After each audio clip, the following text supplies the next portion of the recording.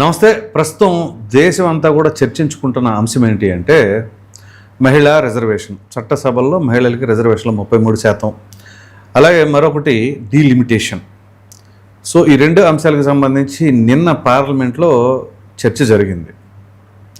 అలాగే నిరసనలు చేసేవాళ్ళు నిరసనలు చేస్తున్నారు, మద్దతు తెలిపేవాళ్ళు మద్దతు తెలుపుతున్నారు. ఇందులో ప్రధానంగా ఏంటి అంటే తమిళనాడుకి సంబంధించిన ముఖ్యమంత్రి స్టాలిన్ గారు కావచ్చు, వాళ్ళ పార్టీ తీసుకుంటున్న స్టాండ్ ఏంటి అంటే దక్షిణాది ఉత్తరాది, సో దక్షిణాదికి ఏదో అన్యాయం చేయబోతున్నారు ఈ డీలిమిటేషన్ అనే వంకతో అని చెప్పేసి వాళ్ళు. సో రేవంత్ రెడ్డి గారు తన వర్షన్ తనది ఇంకొక రకంగా ఈ ప్రాతిపదికన చేయండి అని ఆయన. సో ఇలా ఎవరికి తోచినట్టు వాళ్ళు చెబుతూ ఉన్నారు. అయితే ఇందులో ప్రధానమైన అంశం ఈ డీలిమిటేషన్ అనేది 50% పెంచుతానని చెప్పేసి జనాభా ప్రాతిపదికన కాకుండా అన్ని రాష్ట్రాలకి కూడా 50% పెంచుతానని చెప్పేసి అన్నారు. మరి ఈ క్రమంలో దక్షిణాదికి ఉత్తరాదికి మధ్య వ్యత్యాసం ఎందుకు వస్తుంది, అన్యాయం ఎందుకు జరుగుతుంది అనేది ఒక అంతు చక్కని ప్రశ్న. వీటితో పాటుగా మాజీ ముఖ్యమంత్రి జగన్మోహన్ రెడ్డి నాకు ప్రతిపక్ష హోదా కావాలి అని పదే పదే కోర్టులను ఆశ్రయించడం కావచ్చు, పలు సందర్భాల్లో మాట్లాడటం కావచ్చు. మరి ఈ నేపథ్యంలో ఒక ప్రతిపక్ష పార్టీగా, ఒక పార్టీ అధినేతగా ఆయనకి బాధ్యత ఉండాలి కదా. ప్రాంతీయ పార్టీల్లో అతి బలమైన పార్టీ మాది అని చెప్పేసి వైసీపీ నాయకులు పదే పదే చెబుతూ ఉంటారు. మరి ఈ డీలిమిటేషన్కి అలాగే మహిళల రిజర్వేషన్ పట్ల వీళ్ళు ఎంతో కొంత బాధ్యత ఉండాలి. ఏదో ఒక స్టాండ్ తీసుకోవాలి. ఏదైనా అనుకూలంగా ఉంటున్నామనో లేకపోతే మేము దానికి వ్యతిరేకంగా ఉంటున్నామనో ఏదో ఒకటైనా చెప్పాలి. కానీ ఏమి మాట్లాడకుండా నాకేం సంబంధం లేదు, అసలు దేశ రాజకీయాలు నేనేమి ఇన్వాల్వ్ అవను అనే తరహాలోనే వాళ్ళ యొక్క వైఖరి ఉంటుందా? ఈ అంశాలకు సంబంధించి మనతో చర్చించడానికి సీనియర్ జర్నలిస్ట్ మరియు రాజకీయ విశ్లేషకులైనటువంటి డివి శ్రీనివాస్ గారు. శ్రీనివాస్ గారు నమస్తే అండి. నమస్తే సార్. ముందుగా ఈ డీలిమిటేషన్ అలాగే మహిళా రిజర్వేషన్ బిల్ సంబంధించిన అంశంలో నిన్న మనం పార్లమెంట్లో చూసాం. కొంతమంది ఏమో దాని పట్ల నిరసన తెలియజేస్తూ ఉన్నారు, మరి కొంతమంది సానుకూలంగా ఉన్నారు. మరి డీలిమిటేషన్ చేస్తే అన్యాయం ఎందుకు జరుగుతుంది దక్షిణాదికి అని చెప్పేసి ఒక పెద్ద ప్రశ్న అయితే ఉంది. ఎందుకంటే జనాభా ప్రాతిపదికన అయితే ఆ వర్షన్ అనేది కరెక్టే అనుకోవచ్చు. కానీ ఇక్కడ జనాభా ప్రాతిపదికన కాకుండా కొంచెం బ్యాలెన్స్డ్గా 50% పెంచుతాము అని చెప్పేసి అన్నారు. మరి అది అన్యాయం ఎలా అవుతుందో నాకు అర్థం కాలేదు. కొంచెం దానిపైన విశ్లేషించండి. ఇది ఏ నెల? ఏప్రిల్. అంటే ఏప్రిల్ 1ని మనం ఏమంటాం? ఏప్రిల్ ఫూల్ అంటాం. ఇప్పుడు ఈ జరుగుతున్న డిస్కషను, ఈ పెడుతున్న బిల్లులు, ఈ చేస్తున్న చర్చ, ఇదంతా కూడా ఏంటి మనకి ఒక ఫూలిష్ డిస్కషన్గా. ఇప్పుడు లీడర్స్ వర్సెస్ ఫూలిష్ పీపుల్ అన్నట్లుందా? లీడర్స్ వర్సెస్ ఫూల్స్గా మనకు కనపడుతుంది. ఎవరిని ఫూల్ చేస్తున్నారు అంటే మీరు ఫూల్ అవుతున్నారా, ప్రజల్ని ఫూల్ చేయాలని చూస్తున్నారా? ఇప్పుడు 3 బిల్లుల్ని కేంద్రంలో మోడీ ప్రభుత్వం ప్రవేశపెడుతోంది. అవును. మహిళా రిజర్వేషన్ బిల్లు ఆల్రెడీ అయిపోయింది. రైట్. గతంలోనే అది ఆమోదం పొందింది. లోక్సభ ఆమోదం పొందింది, రాజ్యసభ ఆమోదం పొందింది. ఇక అది అయిపోయింది. కాకపోతే 2024లో అమలు చేయలేదు. రైట్. 2023లో ఆమోదం చేశాం కాబట్టి 1 year మాకు టైం చాలదు, అభ్యర్థులు దొరకటము నాట్ సఫిషియంట్ అప్పుడు టైం అని చెప్పి 2029 నుంచి ఇది అమలు చేస్తామన్నారు. రైట్. ఆ అమలుకు ఇవాళ తీసుకుంటున్నారు. దీంట్లో ఈ రోజే దానిపై గెజెట్ కూడా ఇచ్చేశారు. రైట్. దాన్ని ఎవరు వ్యతిరేకించలేండి, దాన్ని కాంట్రాడిక్ట్ చేయలేరు. మహిళా రిజర్వేషన్ గెజెట్ నోటిఫికేషన్ ఇస్తే మళ్ళా ఇవాళ వేణుగోపాల్ ఇప్పుడే వచ్చేటప్పుడు చూసా ఆయన ఏంటి అసలు ఇప్పుడు చర్చ ఎందుకు పెట్టారు, చర్చ జరుగుతూ ఉండగానే గెజెట్ నోటిఫికేషన్ ఎలా ఇస్తారంటాడు.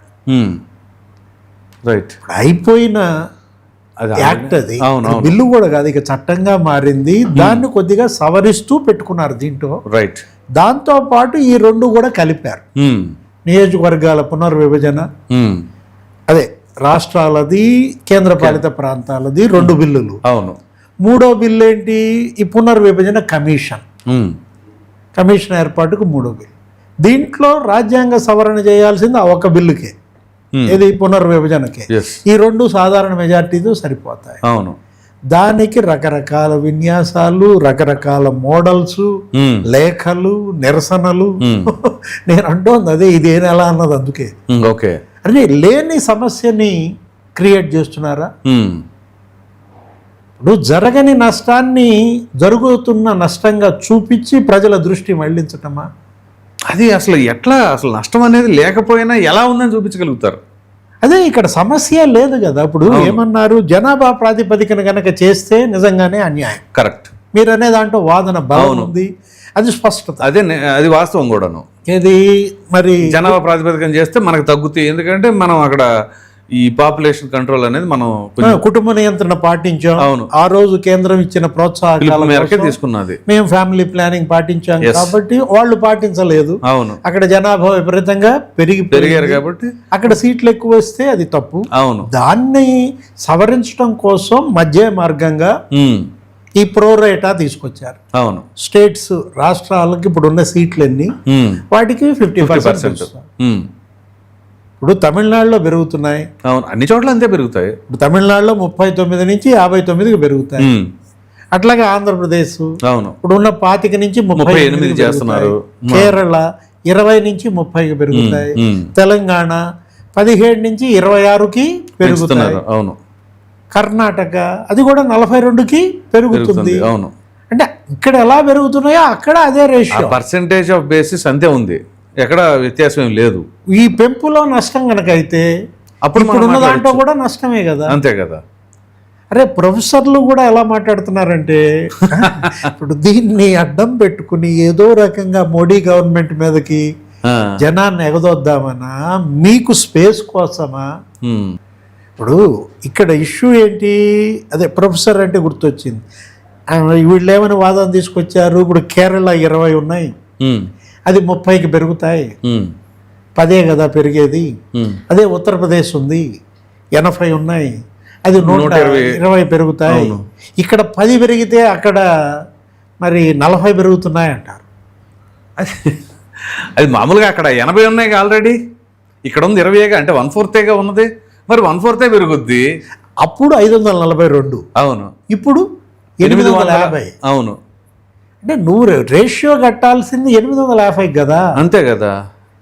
ఇప్పుడు ఒకటి సరే 542లో కేరళ 20 అంత 3.5. అవును, లేదు ఇప్పుడు పెరుగుతున్న 850లో కేరళ 30 అంత సేమ్ అదే 3.5. అవును, అంటే పర్సెంట్ అప్పటికి ఇప్పటికీ ఒకటే కదా. నీ వాయిస్ అప్పుడు 3.5, ఇప్పుడు 3.5. అవును, నష్టం ఏంటి? ఇంకా అడిషనల్ గా మహిళలు ఉంటారు అక్కడ. అంటే నువ్వు పోరాడాల్సింది ఏంటి, 542 మాకెందుకు 20 ఇచ్చావని అప్పుడు పోరాటం చేయాలి. అవును, ఎవరి మీద? ఇందిరాగాంధీ మీద, వాజ్పేయి మీద. 25 ఏళ్ళు ఎందుకు ఫ్రీజ్ పెట్టారు ఈ పునర్విభజన? ఇందిరాగాంధీ ఎందుకు పెట్టింది, లేకపోతే వాజ్పేయి ఎందుకు పెట్టాడు? అది ఇప్పుడు ఒకటి. పోనీ ఉత్తరప్రదేశ్ ఆయనే వాళ్ళు మాట్లాడుతున్నారు కదా, ఎంత 80, 120. అవును, 80 542లో పర్సంటేజ్ ఎంత? 14%. ఇప్పుడు పెరిగిన 120 850లో పర్సెంట్ ఎంత? అదే 14%. ఇంకా వేరియేషన్ లేదు. ఇది వ్యర్థ వాదన అనాలా, శుష్క వాదన అనాలా, మూర్ఖ వాదన అనాలా, వితండ వాదన అని కూడా అనొచ్చాము. వితండం, వ్యర్థ, శుష్క, లైటర్ వే. ఇది కాకుండా నేను అన్నది ఏది? మూర్ఖ వాదన. ఇప్పుడు ఫుల్స్ వాదన ఇవాళ ఏప్రిల్ నెల, ఏమన్నా ఇష్యూ ఉందా దీంట్లో? అదే కాదు, అసలు ఏమీ లేదండి. ఇప్పుడు ఇంకోటి సార్, నాకు ఇక్కడ డౌట్ ఉంది. వీళ్ళు అంటున్న దాని ప్రకారం ఒకవేళ జనాభా ప్రాతిపదికన అన్నారనుకుందాం, అప్పుడు జనాభా ప్రాతిపదికన చేయాలి అసలు ఏది ఫ్యామిలీ ప్లానింగ్ చేయాలని చెప్పినప్పుడు సెంట్రల్ గవర్నమెంట్లో ఎవరున్నారండి? అంతే కదా, యూపీఏ ఉంది కదా. ఒకవేళ అది ఇప్పుడు బీజేపీ ఎగ్జిక్యూట్ చేద్దాం అని అనుకుంటే, ఫర్ ఎగ్జాంపుల్ నేను చెప్తున్నా, హైపోథెటికల్ వెళ్ళండి, ఒకవేళ జనాభా ప్రాతిపదికన చేస్తామంటే ఇప్పుడు కాంగ్రెస్ ఏమంటది, అలా ఎలా చేస్తారని చెప్పేసి అంటది.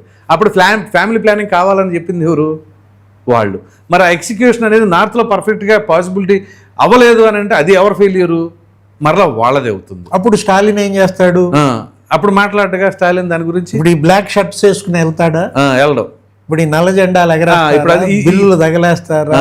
దీన్ని అడ్డం పెట్టుకుని రాజకీయం చేస్తోంది మోడీ ప్రభుత్వమా మీరా? అదే కదా. ఇప్పుడు అసలు అక్కడ ఏమీ లేని దానికి ఇప్పుడు నానా యాగి చేస్తున్నారు. అసలు ఏమన్నా సబ్జెక్ట్ ఉందా దీంట్లో? ఇష్యూ ఉందా? ఇప్పుడు ఆ తేజస్వి సూర్య నిన్న మామూలుగా, అవును, ఆయన ఒక మాట మాత్రం అన్నారు, అది ఈ తెలంగాణని అది రామాయణంలో పిడకల వేట. అవును. ఏది ఇప్పుడు యాక్చువల్గా రేవంత్ రెడ్డి మోడల్ తీసుకున్నాడు. ఉమ్, ఈయనేమన్నారు, రేవంత్ రెడ్డి హైబ్రిడ్ మోడల్ అన్నాడు. అవునవును. ఇప్పుడు ఆ హైబ్రిడ్ మోడల్ అది రేవంత్ రెడ్డిదా రాహుల్ గాంధీదా? ఉమ్, రాహుల్ స్టాండ్ కూడా అదేనా? మొత్తం దేశవ్యాప్తంగా కాంగ్రెస్ స్టాండ్ అదేనా? క్లారిటీ లేదు. ఉమ్, ఆ ఇచ్చిన హైబ్రిడ్ మోడల్ ఏంటి? 40% జనాభా, 40% జిఎస్డిపి, 20% ఏమో ఫెడరల్, అవును, సమాఖ్య ప్రాతిపదికన అంటూ ఏదో ఇచ్చాడు. ఉమ్, దాన్ని అడ్డం పెట్టుకుని తేజస్వి సూర్య దుమ్మెత్తిపోసాడు, కడిగి వదిలిపెట్టాడు. ఏమండి, అసంబద్ధమా లేకపోతే మూర్ఖత్వమా? అదే ఒక ఫూలిష్ మోడల్ అంటూ కరెక్ట్. అది ఏమన్నాడు? ఇప్పుడు ఒకటి సంపన్న రాష్ట్రం, ఇప్పుడు మీది జిఎస్డిపిలో నంబర్ 1 ఉంది అవును. తెలంగాణ. వచ్చే సంవత్సరం గుజరాత్ అయితే, ఉమ్. ఇప్పుడు అందుగురించి అది వన్లో ఉంది కాబట్టి ఆయన ఈ ప్రాతిపదికన తీసుకుందాం అంటుంది. ఏం మారుతుంది కదా, ఆదాయాలు ఎప్పుడు ఒకే రకంగా. ఇంకప్పుడు సంవత్సరం మార్చుకుంటాం అట్లాగా. సీట్లు మారుస్తావా? అదే కదా. ఇప్పుడు డబ్బు ఉన్న వాళ్ళకి ఇప్పుడు ముఖేష్ అంబానీకి 1,00,000 ఓట్లు ఇస్తావా అని అడిగాడు. అవును, కరెక్టే కదా. పేదవాడు నాకు 1 ఓటు ఇచ్చి ముఖేష్ అంబానీకి 1,00,000 ఓట్లు ఇస్తావా? ఏంటి హైబ్రిడ్ మోడల్ అని నిలబెట్టాడు. ఏంటి, నగ్నంగా కడిగేశాడు. మీరన్నది అతను ఏమన్నాడు, ఆ తెలంగాణ విభజన పాకిస్తాన్ మించిన అన్యాయం ఇక్కడ జరిగిందంటూ. అతను కంపారిజన్ ఏంటంటే, అప్పుడు వాళ్ళు చేశారంటే బ్రిటిష్ వాళ్ళు, అవును, దీని గురించి తెలియదు, ఈ దేశ ప్రజలు, వీళ్ళ సంస్కృతులు, వీళ్ళ భావోద్వేగాలు తెల్లాడు చేశాడంటే అర్థం ఉంది. వీళ్ళు ఏం చేశారు, ఈ విధంగా విభజన 2 రాష్ట్రాల మధ్య పచ్చగడ్డేస్తే బగ్గుమనేటట్టుగా అంటూ దాంతో కంపేర్ చేశాడు. దాన్ని అడ్డం పెట్టుకుని వీళ్ళు చెలరేగిపోయి మంచి అవకాశం ఇచ్చారు. మరి బీజేపీ కార్యాలయం ముట్టడికి పిలిపించిందంట, క్షమాపణ చెప్పాలంటున్నారు బహిరంగ. ఆల్రెడీ అతను చెప్పాడు. దాన్ని ఆయన వెనక్కి తీసుకున్నాడు. నా ఉద్దేశం అది కాదు, నాకు తెలంగాణ అన్నా ఉద్యమం అన్నా చాలా గౌరవం. రైట్.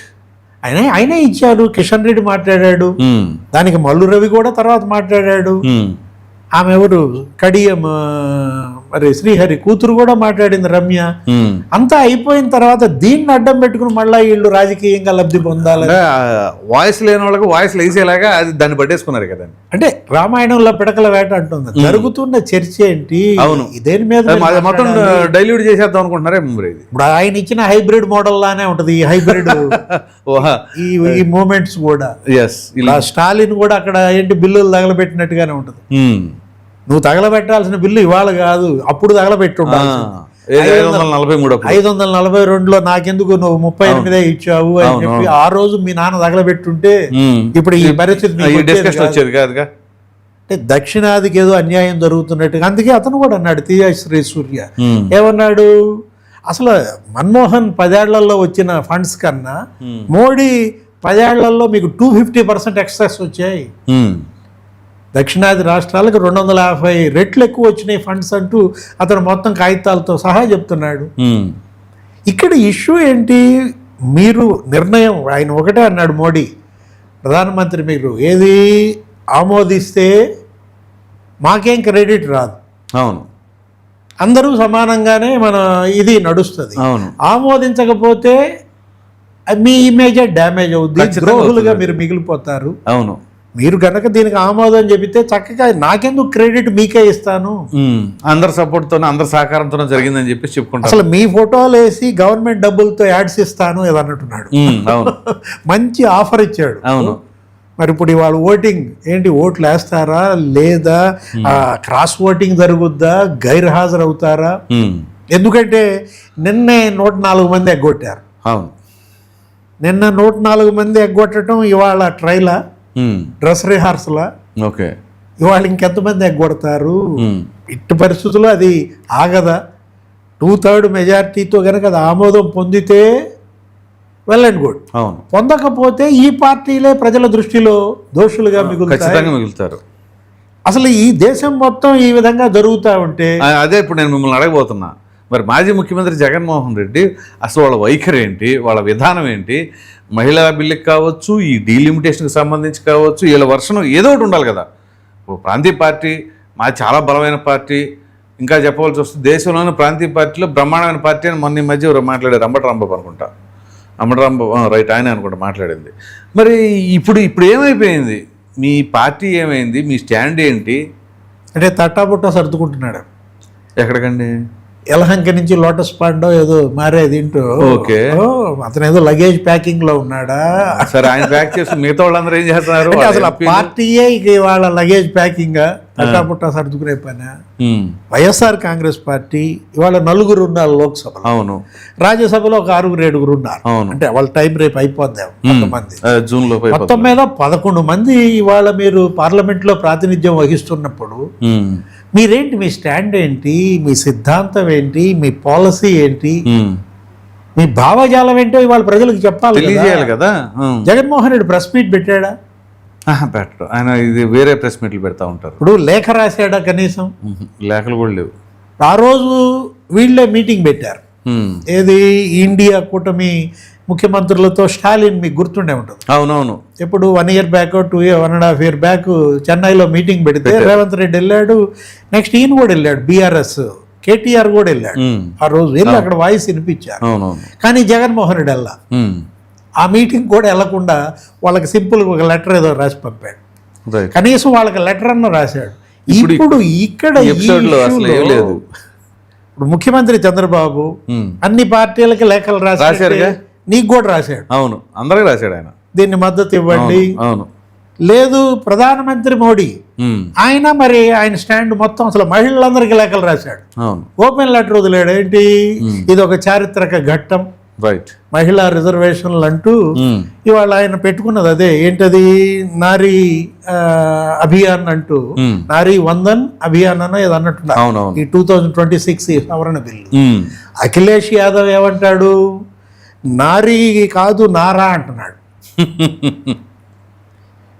మీరు నారీ శక్తి, నారీ మహిళా పేరుతో దీన్ని ఒక నారాగా మార్చారంటే, నారా అంటే బహుశా స్లోగన్ అనుకుంటా, ఇది నినాదంగా మహిళల ఆ ఓట్ల కోసం, రాజకీయం కోసం దీన్ని ఒక స్లోగన్ గా చేసుకుంటున్నారంటూ అఖిలేష్ యాదవ్ ఆయన కూడా చెప్పాడు, డిమాండ్ చేశాడు.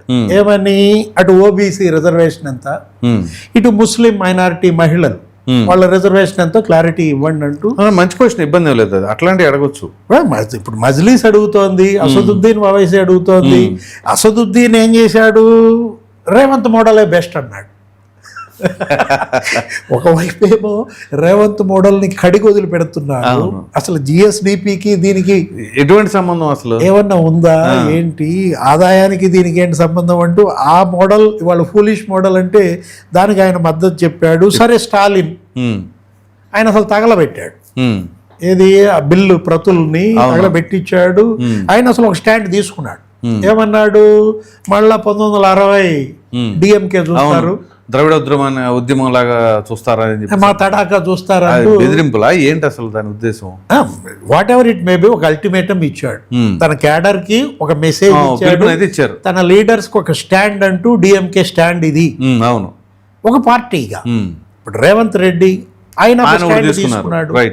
ఓవైసీ ఎవరి స్టాండ్స్ వాడు, ఎవరి పాలసీలు వాళ్ళు ఇస్తుంటే, వైఎస్ఆర్ కాంగ్రెస్ ఏంటి, గోపియా గోడ మీద అంటే ఏంటి మీ స్టాండ్ ఏంటి? ఈ బిల్లులు బలపరుస్తారా, వ్యతిరేకిస్తారా? వ్యతిరేకించేంత ఆలోచన ఎక్కడ ఉంటుంది సార్? ఇప్పుడు 3 వ్యవసాయ బిల్లులు ఆ రోజు మీరు ఆమోదించారు. లేదు, మొన్న ఏదో అదే రాష్ట్రపతికి ఇచ్చారు, 356 జమ్మూ కాశ్మీర్ దానికి ఇచ్చారు, ఉమ్మడి పౌర స్మృతి, అన్ని బిల్లులు ఆమోదించారు కదా. లేకపోతే ఆ వక్ఫ్ బిల్లు, ఆ సవరణ బిల్లు అదొక డ్రామా. లోక్సభలోనేమో బలపరచటం, రాజ్యసభలో వ్యతిరేకించినట్టుగా ఓటింగ్ అయినాక విప్ ఇవ్వడం. అవును, ఇదంతా ప్లానింగ్ వెళ్ళండి. అదే చెయ్యి ఇప్పుడు కూడా, ఏదో ఒకటి చెప్పాలి. ఇప్పుడు లోక్సభలోనేమో వాళ్ళని బలపరచమన్నారు 4గురిని, ఇక్కడ సుబ్బారెడ్డి ఏమో వ్యతిరేకించమని విప్పు కూడా సుబ్బారెడ్డి వాళ్ళు ఓటేసినాక ఇవ్వు. అంతే కదా. అంటే నువ్వు ఇవాళ నీకెంటూ ఒక స్టాండ్ లేకుండా కన్ఫ్యూజన్ లో ఉన్నారేమో, లేకపోతే ఎటు తెలుసుకోలేకుండా. కన్ఫ్యూజన్ కాదు, జీరో, ఏ బిగ్ జీరో, ఒక శూన్యం. ఏంటి, వాళ్ళ వైఎస్ఆర్ కాంగ్రెస్ పార్టీ అసలు అక్కడ అపోజిషన్, ఆంధ్రప్రదేశ్లో ఒక శూన్యం, వాక్యూమ్. ఏది, మంచి స్పేస్ ఉంది. అక్కడ పనిచేసే వాళ్ళకి ఉమ్, తెలుగుదేశం, జనసేన, బీజేపీ అధికార పార్టీగా ఉన్నప్పుడు ఉమ్, ప్రతిపక్షంగా ఉండాల్సిన ఆయనేమో పారిపోతున్నప్పుడు, అవును. ఇప్పుడు యలహంక అన్నాడు నిన్నటి దాకా 5 రోజులు, ఉమ్, 2 రోజులు తాడేపల్లి అన్నాడు, అవును. ఇప్పుడు మళ్ళా లోటస్ పాండ్ హైదరాబాద్ అంటున్నాడు. ఉమ్, ఎట్లా ఏంటి అసలు? ఇప్పుడు యలహంకలో 5 రోజుల్లో 2 పంచుతావా? తాడేపల్లిలో 1 రోజు తీసుకొచ్చి హైదరాబాద్ పెడతావా? ఉమ్, నీ షెడ్యూల్ ఏంటి? నువ్వు ఎక్కడుంటావు? నీకు నిలకడే లేదా? ఉమ్, అంటే సిద్ధాంతాల్లో నిలకడ లేదు, అవును. విధానాల్లో నిలకడ లేదు. రైట్. ఇప్పుడు 3 క్యాపిటల్స్ అన్నావు, మనం చూసాం. ఇప్పుడు అందుకని 3 ప్లేసులు పెట్టుకున్నారేమో. అది మార్చి పారేసి వెంటనే మళ్ళీ ఏంటి మడమ తిప్పి, అదేమంటే మళ్ళీ ఈయన గురించి బిల్డప్ ఏంటి? మాట తప్పడు, మడం తెప్పుడు అదొక స్లోగనం. అసలు మాట ఉందా? ఉమ్, అసలు మడం ఉందా? ఇతనికి మాటే లేదు, ఇతనికి మడవే లేదు, ఇక తిప్పేది ఎక్కడ? మామూలుగా ఆడవారి మాటలకు అర్థాలు వేరేలాగా వీళ్ళ మాటలకే అర్థాలు వేరు అనుకోవాలి. జగన్ ఆడవారి మాటలని పక్కన పెట్టేసి వైసీపీ వాళ్ళ మాటలకే అర్థాలు వేరులే అనుకోవాలి. ఇప్పుడు జగన్మోహన్ రెడ్డి అంటూ ఇవాళ ఆయన కేడర్కి అయినా వాళ్ళ లీడర్స్కి అయినా ఇప్పుడు అక్కడ ఉన్నారు లోక్సభలో నలుగురు ఏం మాట్లాడారు? ఏ విధానంలో రాజ్యసభలో ఇప్పుడు అదే వాళ్ళని ఫూల్ చేశాడు. నీకు గుర్తుండే ఉంటుంది ఈ ఫూల్, ఈ మంత్ మొత్తం ఫూల్స్ మంత్ అంటోంది. అందుకే ఏప్రిల్ 1న ఆ చట్టబద్ధత బిల్లు పెట్టారు. అవును. అతనేమో మాట్లాడాడు, ఎవరు మిథున్ రెడ్డి వీళ్ళందరూ అక్కడేమని దాన్ని వ్యతిరేకిస్తున్నట్టుగా, లేకపోతే మా 3 క్యాపిటల్స్కి ఇదిగా. సుబ్బారెడ్డి మాట్లాడాడు. ఇక్కడ ఈయన ఆపండి 2వ తారీఖు ప్రెస్ మీట్ పెట్టి మావిగా అన్నాడు. అంటే ఇప్పుడు నువ్వు అటు రాజధానిలో నీకు స్పష్టత లేదు, అవును. నీకు ఇటు మహిళా రిజర్వేషన్ల విషయంలో క్లారిటీ లేదు. ఇప్పుడు వాళ్ళు ఇచ్చారు కదా అసదుద్దీన్, లేకపోతే అఖిలేష్ చెప్తున్నాడు కదా, అదే నువ్వు అనొచ్చు కదా. ఏదో ఒకటి తీసుకో, ఓబీసీకి మహిళలకు ఎంతో తేల్చండి, ముస్లిం మహిళలకు ఎంతో తేల్చండి అని ఒక లేఖ ఎందుకని రాయలేదు? అంటే మహిళా రిజర్వేషన్ లేదు, పునర్విభజన అంటే నీకు అసలు ఇటుతో సంబంధమే లేదా? నీ పార్టీకి దేశం ఎటుపోయినా, రాష్ట్రం ఎటుపోయినా, క్యాపిటల్ ఏమైపోయినా నీకు సంబంధమే లేదా? అంటే నేను రాష్ట్ర రాజకీయాల్లో యాక్టివ్గా ఉంటాను తప్ప దేశ రాజకీయాల్లో నా ప్రమేయం ఉండదనే ఉద్దేశంలో ఉన్నారు అనుకోవాలా? అది కూడా లేదు కదా. రాష్ట్ర రాజకీయాల్లో కూడా నీకు ఎక్కడుంది? 3 క్యాపిటల్స్ అన్నావు, దాన్ని ఏమన్నా నేను విరమించుకున్నాను, అది లేదు క్లారిటీ. నాది ప్రజలు వ్యతిరేకించారు, నేను మార్చుకున్నాను అని చెప్పేసి ఉంటే ఇవాళ ఇంత పంచాయతీ ఉండేది కదా దాని గురించి. ఆ రోజే మావిగన్ అని అనుంటే ఇవాళ ఈ మావిగన్ ఇంత ఫూల్ అయ్యేవాడు. అవునవును. అంటే ఇక్కడ మనకు కనపడుతోంది అదే, లీడర్స్ వర్సెస్ ఫూల్స్. ఇవాళ ఆ పార్టీలేమో ఇవాళ బ్రహ్మాండంగా ప్రజల్లోకి బలంగా వెళ్తున్నాయి. అవును. ఎన్డీఏ, అటు బీజేపీ, తెలుగుదేశం, జనసేన, వాళ్ళు అసలు డబుల్ ఇంజన్ సర్కార్ అంటూ బ్రహ్మాండంగా అటు అభివృద్ధి చేస్తున్నారు, ఇటు హామీలు నెరవేరుస్తున్నారు. ప్రతిపక్షంగా ఉండాల్సింది, పోరాటం చేయాల్సింది, ప్రజల వాయిస్ వినిపించాల్సింది అసెంబ్లీకి పోదు. అసెంబ్లీకి అసలు రావలేను మేము. సరైన గొంతు పార్లమెంట్లో వినిపించదు. మెయిన్ ఆయనే కదా ఒక నాయకుడిగా ప్రొజెక్ట్ కావాల్సింది. మళ్ళా రేపు పాదయాత్ర అంటావు. ఇప్పుడు జగన్మోహన్ రెడ్డి రేపు పాదయాత్ర అన్నట్టుగానే రాహుల్ గాంధీ కూడా మళ్ళీ పాదయాత్ర అంటాడు. జనం ఎలా నమ్ముతారు వీళ్ళని? జనం నమ్మకానికి ఎంత దూరం అయ్యాయి ఈ ప్రతిపక్షాలు, ప్రజల విశ్వాసానికి ఎంత దూరం అయ్యాయి ఈ ప్రతిపక్షాలు అనేది గతంలో ఎప్పుడు చూడలేదు. అపోజిషన్ రోల్ ఇంత జీరో అవ్వటం అనేది ఫస్ట్ టైం దేశ చరిత్రలో, ఈ రాష్ట్ర చరిత్రలో చూస్తున్నాం. అంటే ఇక్కడ ఆయన నిన్న కూడా జుబిలీదిన్నె వెళ్ళినప్పుడు మాట్లాడితే, నేను రేపు మనం 29లో అధికారంలోకి వచ్చేస్తున్నాం, 2 సంవత్సరాలు కళ్ళు మూసుకున్నాం, ఇంకో 2 సంవత్సరాలు కళ్ళు మూసుకోండి, పాదయాత్ర చేస్తాను. పాదయాత్ర అంటే ప్రజల్లోకి రావాలి. మరి ఆ ప్రజల్లోకి రావాలి అని అంటే మరి గతంలో అధికారంలో ఉన్నప్పుడు కనీసం బయటకు కనిపించలా.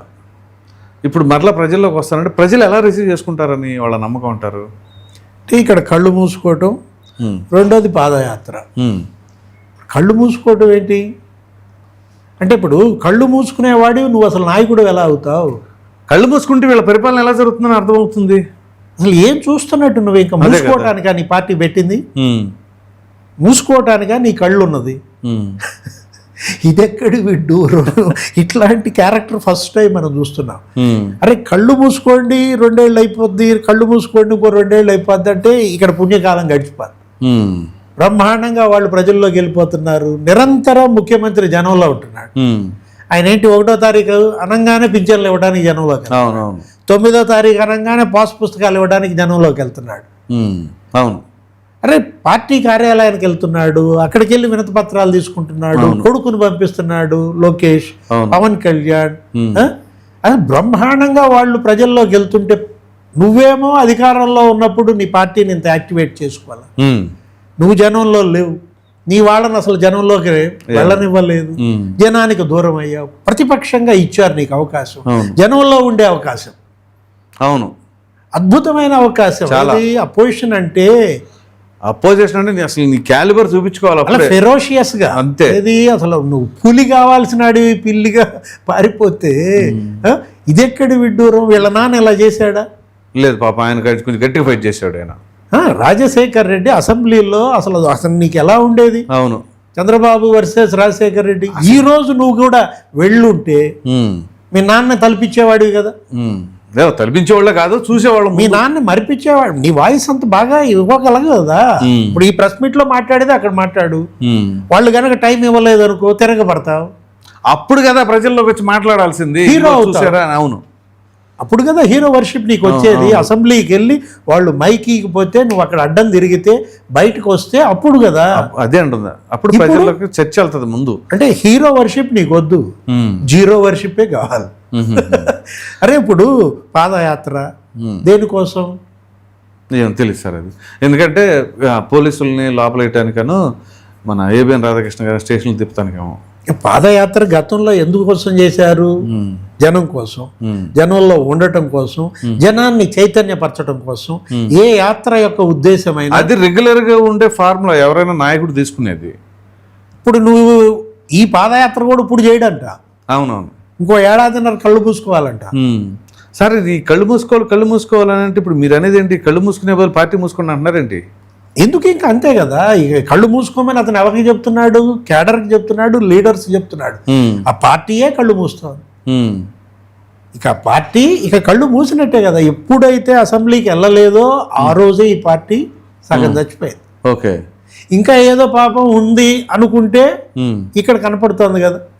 నేను ఎప్పుడో ఎన్నికలకు 1 ఏడాదిన్నర ముందు వస్తాను, అప్పుడు జనంలో ఉంటానంటే క్యాడర్ ఉండాలి కదా అప్పుడు దాకా. నీ పదవి కోసం ఆ యాత్ర జనం అర్థమైపోయింది. ఇంతకుముందు పాదయాత్ర చేశావు, ఇంతకుముందు జనంలోకి వెళ్ళావంటే జనం నీలో పాపం ఏంటి ఒక దీన్ని కోరుకున్నారు. రోలర్ యాంగిల్ చూడలేదుగా, ఒక టచ్ కోరుకున్నారు.